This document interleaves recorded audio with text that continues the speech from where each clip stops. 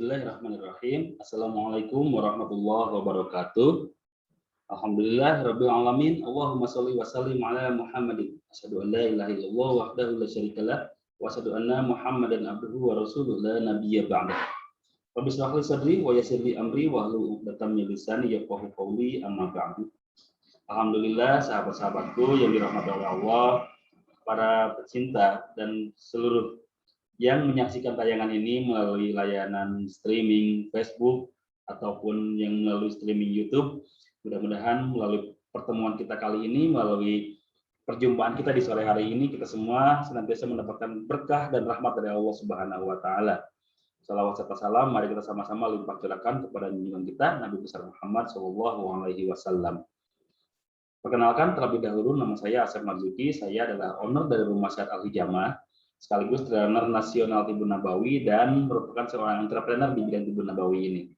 Insya Allah, pada kesempatan sore hari ini saya akan sedikit membahas tentang dunia pendidikan kita yang memang menurut saya pribadi dirasakan kurang maksimal. Ada yang merasa nggak kalau pendidikan kita pada zaman sekarang ini banyak yang sudah mengalami kegagalan? Banyak yang harus kita perbaiki pada intinya. Ada yang merasa seperti itu? Saya yakin banyak sekali di antara kita yang merasakan hal seperti itu karena kita sendiri adalah produk dari kegagalan pendidikan itu sendiri gitu. Kita yang usianya sekarang udah masuk ke kepala 4 atau mungkin di atasnya, mungkin merupakan produk-produk gagal daripada pola pendidikan yang sebelumnya kita laksanakan gitu, yang sebelumnya kita alami gitu. Kenapa kita bisa disebut sebagai produk gagal? Ini salah satu contohnya.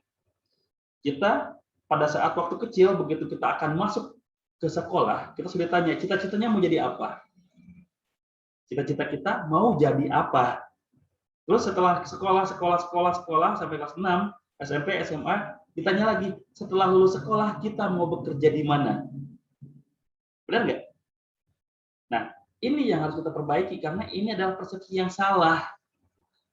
Apalagi kita lihat timeline di sekolah-sekolah yang mungkin notabene sebagai sekolah kejuruan, lulusan dari sekolah ini siap bekerja, lulusan dari sekolah ini siap ditempatkan di perusahaan-perusahaan. Jadi seolah-olah setelah lulus sekolah ini, kita akan bekerja, kita akan menjadi seorang pekerja. Padahal inti dari sekolah itu bukan itu. Inti dari sekolah adalah kita akan mendapatkan ilmu. Ilmu apa yang dapat? Ya tergantung ilmu sekolah yang kita masuki. Baru itu yang akan kita dapatkan ilmunya gitu. Kalau kita masuk ke sekolah yang bidang teknik, ya otomatis kita memiliki ilmu pengetahuan tentang teknologi. Kalau kita memasuki ilmu sekolah yang berbau ekonomi atau yang berada di bidang ekonomi, ya otomatis kita akan memiliki ilmu di bidang ekonomi. Dan ilmu inilah yang akan kita gunakan sebagai salah satu cara untuk membuat karya. Jadi bukan nantinya mau bekerja di mana, tapi nanti kita mau berbuat apa. Itu yang harus kita perhatikan sebelumnya. Dan saya sendiri pun orang yang mengalami fenomena seperti itu. Setelah saya keluar sekolah, saya sibuk mencari kerja kemana-mana. Jadi bukan sibuk mengaplikasikan ilmu yang saya dapatkan di sekolah. Gitu. Makanya proses ini pun harus kita perbaiki supaya jangan sampai generasi setelah kita, anak-anak kita, cucu-cucu kita masih tertanam generasi siap bekerja. Kalau generasi ini yang terus tertanam, maka tidak mustahil kita akan memiliki mental kembali sebagai mental bangsa yang pernah dijajah, bangsa yang terjajah. Karena kita memiliki mental hanya siap bekerja, tidak siap berkarya. Sementara di luar sana, orang-orang sudah bekerja, sudah berlomba-lomba menciptakan karya baru, menciptakan lapangan kerja baru. Oke, jadi semuanya insya Allah semuanya akan setuju kalau generasi kita jangan lagi menjadi generasi pekerja, tapi generasi kita adalah generasi seorang berkarya, seorang yang menyiapkan karyanya, seorang yang akan menghidupi dirinya dengan karya-karyanya, bahkan menghidupi orang lain di sekitarnya minimal dengan karya-karyanya. Nah, itu yang pertama yang kita perbaiki. Jadi, sekolah itu bukan membentuk orang yang siap bekerja, tapi membentuk orang yang berilmu untuk kembali berkarya, untuk kemudian berkarya. Dan yang selanjutnya, sekolah kita sampai saat ini, sampai detik ini, masih seolah-olah berkompetisi di bidang angka. Anak-anak kita masih berlomba-lomba untuk menjadi ranking pertama. Orang tuanya sering menanyakan nilai sekolahnya berapa. Sehingga anak-anak kita banyak yang menghalalkan segala cara untuk mendapatkan ranking pertama itu, untuk mendapatkan nilai tertinggi itu. Ada yang mencontek, ada yang menyuap guru, bahkan menyuap guru ini pun tidak hanya dilakukan oleh anak sekolah, tapi juga oleh orang tua yang menyekolahkan anaknya. Dengan modus bimbel, orang tua itu sebetulnya menyogok guru supaya guru memberikan uji jawaban ujian yang akan dikeluarkan di akhir nanti. Sehingga tidak salah kalau sekarang kita mendapati banyak akademisi-akademisi yang menjadi calon koruptor. Kenapa? Karena memang dari kecil sudah diajarkan bagaimana caranya, bagaimanapun usaha kita, yang penting kita menjadi yang terbaik. Tidak peduli halal atau haram, tidak peduli benar atau salah. Yang penting orang tua bangga begitu dilihat anaknya ranking pertama, nggak peduli dia di sekolahnya jadi orang yang bandel, tidak peduli dia di sekolahnya jadi anak yang suka berantem, nggak peduli, yang penting dilihat ranking pertama. Apalagi kalau ranking pertamanya itu sebetulnya akibat dari keikutsertaan orang tua. Itu sebetulnya lebih miris lagi gitu. Padahal kalau kita lihat, seseorang itu tidak memiliki kemampuan yang sama. Ada yang seorang yang memiliki kelebihan di satu bidang dan kekurangan di bidang yang lain. Begitupun sebaliknya, ada mungkin orang yang memiliki kelebihan di bidang ini, tapi juga kekurangan di bidang ini. Nah, itu yang harus kita kembangkan sebetulnya, kelebihan-kelebihannya itu. Kita jangan fokus kepada kekurangannya. Kalau kita fokus kepada kekurangannya, khawatir justru potensi besarnya terblok nantinya. Makanya ini pun harus kita perbaiki. Jadi kita jangan sampai melihat ranking dari anak kita. Coba kita lihat potensi apa yang dimiliki oleh anak kita. Setuju ya? Insya Allah kalau ini setuju, nanti generasi setelah kita akan menjadi generasi yang lebih baik. Nah, oleh karena itu, insya Allah Tanjung Wangi Sekolah Alam Entrepreneur Muslim akan menjadi solusi, akan menjadi jawaban dari semua kegagalan-kegagalan pendidikan kita. Akan memperbaiki sistem-sistem yang selama ini kita rasakan. Karena melalui Sekolah Alam ini, insya Allah kita akan membentuk generasi-generasi, pertama generasi entrepreneur, yang kedua generasi Muslim yang kuat.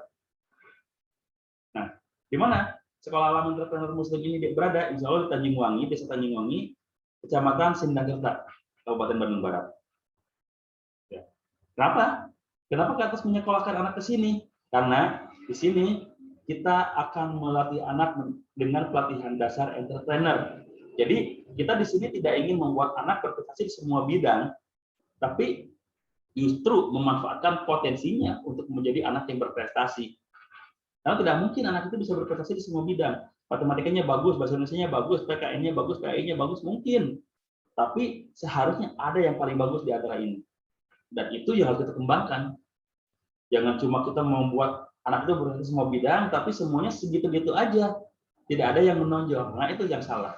Makanya di sini kita akan membuat anak itu menjadi seorang entrepreneur sejati, di mana bisa mengembangkan potensinya, bisa mengembangkan semua kelebihannya, sehingga ke depannya bisa membuat dia memiliki karya yang luar biasa. Dan di sekolah ini pun, insya Allah kita akan mengajarkan teamwork, bukan kompetisi. Kenapa? Karena kalau kompetisi, kesannya kita ingin berlomba-lomba menjadi lebih baik dibanding yang lain. Tapi dengan teamwork, kita berlomba-lomba untuk menjadi baik bersama-sama. Kalau kita mau kompetisi, otomatis ingin menjadi juara pertama. Gak peduli orang lain terjatuh, gak peduli orang lain cedera, menghilang, atau apapun. Yang penting kita yang menjadi juara pertama. Nah, di sekolah ini kita tidak ingin seperti itu. Kita akan sama-sama pelajari kelebihan setiap orang. Kalau ada yang memiliki kelebihan di bidang satu dan ada yang memiliki kekurangan di bidang satu, kita padukan supaya kelebihannya pun terasah, yang ini pun kekurangannya pun bisa meningkat menjadi lebih. Ya, supaya anak-anak di sekitar itu belajar berkoordinasi, belajar bekerja sama. Oh, orang-orang yang ada di sekitar itu bukan untuk dikalahkan, tapi untuk dibantu, untuk kita ajak kerjasama. Kalau itu sudah terjadi, insya Allah kita tidak akan lagi menemukan orang-orang yang rela menghalalkan segala cara untuk mencapai tujuannya. Karena simpati dan empatinya sudah terbentuk dengan teamwork ini.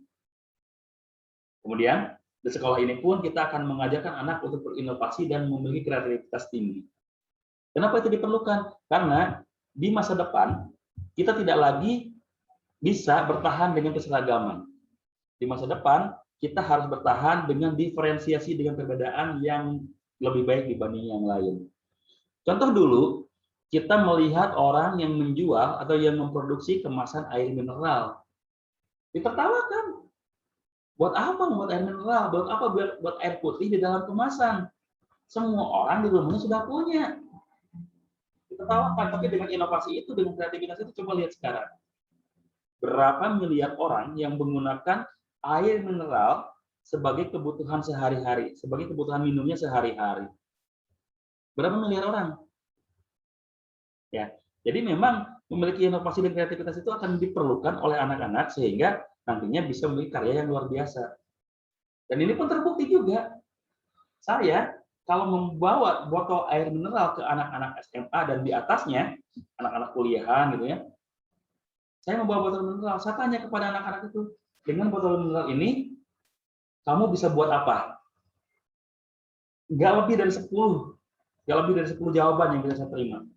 Paling menjadi, ya dijadikan tempat minum kembali, dijadikan tempat sabun, dijadikan pot bunga, dan sebagainya gitu. Tapi begitu saya bawa botol mineral itu ke anak-anak TK, saya tanya, dengan botol ini kalian mau buat apa? Jawabannya banyak sekali, bahkan sampai 100 jawaban pun saya dapat.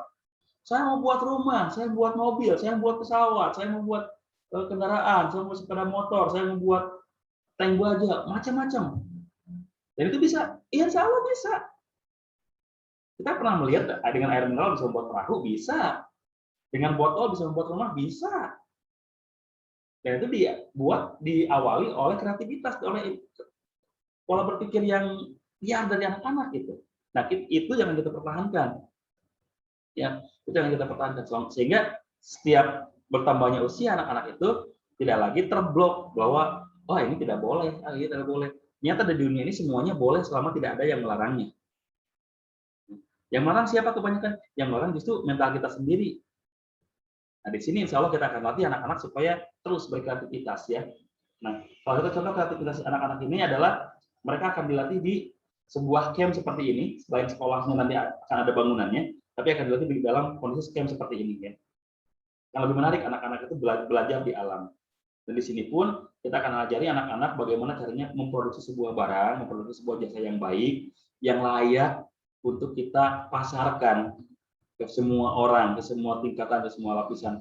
Boleh itu barang produksinya berupa pertanian, peternakan, pangan, barang-barang elektronik dan sebagainya melalui camp ini. Insya Allah ini camp adalah camp entrepreneur muslim tingkat 1. Jadi di mana anak-anak itu mulai diajarkan memproduksi barang, menyiapkan barang, membuat sesuatu yang unik-unik, membuat sesuatu yang aneh-aneh, sehingga begitu nanti barang itu jadi, pasar siap menerimanya. Ya. Nah, bagaimana setelah produksi itu terjadi? Maka kita akan ajarkan juga marketingnya, bagaimana brandingnya, bagaimana promosinya, bagaimana pasarnya, penyalurannya kemana saja, itu juga kita ajarkan. Sehingga barang-barang yang dimiliki oleh anak ini, yang diproduksi oleh anak-anak ini, bisa menjadi barang-barang yang siap bersaing di pasaran internasional bahkan, insya Allah. Itu mimpi kita. Nah, setelah marketingnya kita ajarkan, brandingnya, promosinya, kita pun akan ajarkan distribusinya. Nanti pasarnya itu ini kemana? Kalau anak-anak membuat IT, kalau anak-anak sedang produksi atau sedang membuat barang-barang yang berhubungan dengan teknologi, maka kita akan salurkan pasarnya itu kalian ke orang-orang yang sedang membutuhkan gadget, ke orang-orang yang membutuhkan teknologi. Tapi kalau anak-anak yang membuat cangkul, membuat garpu, membuat pisau ya, maka kami akan mendistribusikan, akan belajar memasarkannya ke orang-orang yang membutuhkan itu. Contohnya para petani, ladang, pekebun gitu ya, ke sana gitu. Atau mungkin barang produksinya dari berupa hasil pertanian, ya kita akan salurkan juga. Oh, ini mungkin maksudnya ke mana, ini maksudnya ke mana. Kita akan ajari juga anak-anak mendistribusikan seperti itu. Tidak malu, tidak canggung lagi dalam melaksanakan aktivitas marketing nantinya. Ya.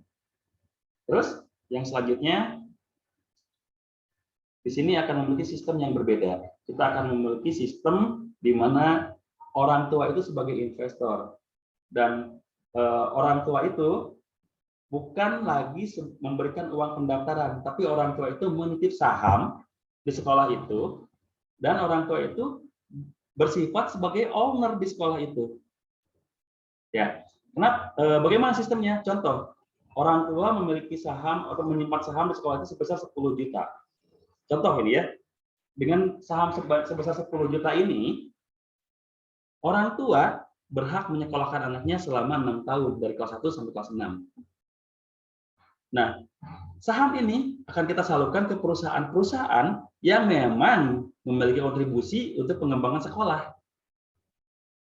Termasuk nantinya untuk makan anaknya, untuk kebutuhan anak-anaknya, siswanya gitu ya. Jadi uang dari saham ini gitu. Contohnya dengan 10 juta itu selama 6 tahun, anak-anak sudah bisa belajar, anak-anak sudah bisa makan, anak-anak sudah bisa mengembangkan potensinya. Karena akan kita salurkan saham orang tua ini kepada perusahaan yang sudah berjalan dan berkontribusi ke sekolahan ini, sekolah alam ini ya. Terus setelah 6 tahun anaknya lulus, sahamnya bisa diambil? Bisa. Ambil lagi saja sahamnya. Karena kita mengelola uang itu keuntungannya untuk pembiayaan sekolah ini gitu.